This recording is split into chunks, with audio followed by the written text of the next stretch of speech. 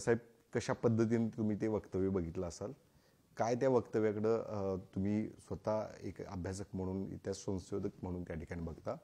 अशा पद्धतीनं शिवरायांच्या एखाद्या जातीबद्दल ते वक्तव्य त्या ठिकाणी केलेलं आहे. या सगळ्यानंतर आता इतिहास संशोधक म्हणून तुमची काय भूमिका असते? खरं तर शिवछत्रपतींच्या कुळाबद्दल मराठ्यांच्या इतिहासामध्ये ह्याच्या अगोदर खूप चर्चा झालेली आहे. आणि हे जे काही कोण YR पाटील आहेत त्यांनी राची ढेरेंचा संदर्भ घेऊन हे वक्तव्य केले असं वर्तमानपत्रात ज्या काय बातम्या आल्या त्याच्यावरून मला समजतं. आणि त्याच्यामध्ये त्यांनी शिवछत्रपती हे लिंगायत होते असं एक वक्तव्य केलं असं दिसून येतं. शिवाजी महाराज काय होते याची साक्ष इतिहासात जर आपण काढायची झाली तर स्वतः खासा शिवाजी महाराज स्वतःला काय समजत होते हे आपण बघावं लागतं. म्हणजे प्रथम दर्जाचं साधन आहे.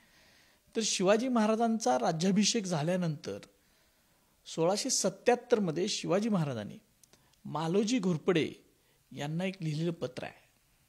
ते पत्र अस्सल पत्र आहे, शिक्क्याचं पत्र आहे, त्याच्या पाठीमागे शिक्का उमटवलेला आहे.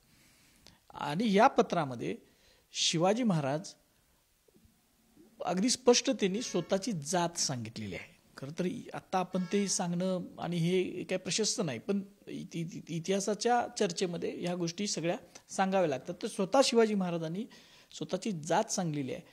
त्यांनी असं म्हटलंय मालोजी घोरपडे यांना की तुम्ही म्हणजे मालोजी घोरपडे आमच्या जातीचे मराठे आहात, असा स्पष्ट शब्द आहे.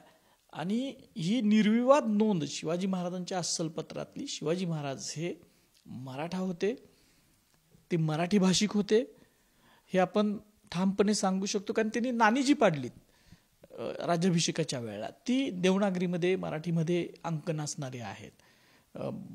त्यानंतर समकालीन जर साधनं आपण सगळी बघायची झालीत, परमानंदा जे शिवाजी महाराजांच्या आज्ञेनं लिहिलेलं शिवचरित्र आहे त्याच्यापासून ते आपल्या सभासद बकरीपर्यंत. सभासद बकरकर काय म्हणतोय त्याच्या ह्याच्यामध्ये की जो राजाराम महाराजांच्या आज्ञेने लिहिलेली बखर आहे ती, तर त्याच्यात तो शिवाजी महाराजांच्या राज्याभिषेकाचं वर्णन करताना असं म्हणतं की या युगी सर्व पृथ्वीवर म्लेंच बादशाह मराठा बादशाह एवढा छत्रपती झाला, ही गोष्ट काही सामान्य झाली नाही असं म्हणतं.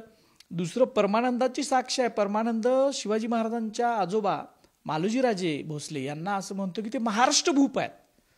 आता याच्यापेक्षा आणि काय साक्षी पाहिजेत ज्या अस्सल आहेत की शिवाजी महाराज या मातीतले आहेत, शिवाजी महाराज मराठा आहेत, शिवाजी महाराजांची भाषा मराठी आहे.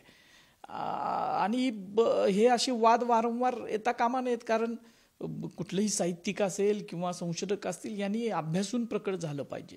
विनाकारण स्वतःला काहीतरी वाटतंय म्हणून महापुरुषांच्या बद्दल अशी वक्तव्य करू नयेत. वाचन करून खरं तर अशा पद्धतीची वक्तव्य केली पाहिजेत. ज्या गोष्टी पूर्वीच खोडून काढल्या गेलेल्या आहेत त्याचाच पुन्हा एकदा उहापोह करून अशी चर्चा पुन्हा घडवणं आणि लोकांपर्यंत चुकीची माहिती पोहोचवणं हे अतिशय चुकीचं आहे. त्यामुळे निश्चितच या सगळ्यानंतर आता कशा पद्धतीने या सगळ्या प्रकरणाकडे पाहिलं जाणार आहे आणि पुढे जाऊन आणखीन काय यामध्ये घडामोडी होणार आहेत ते देखील पाहणं गरजेचं आहे.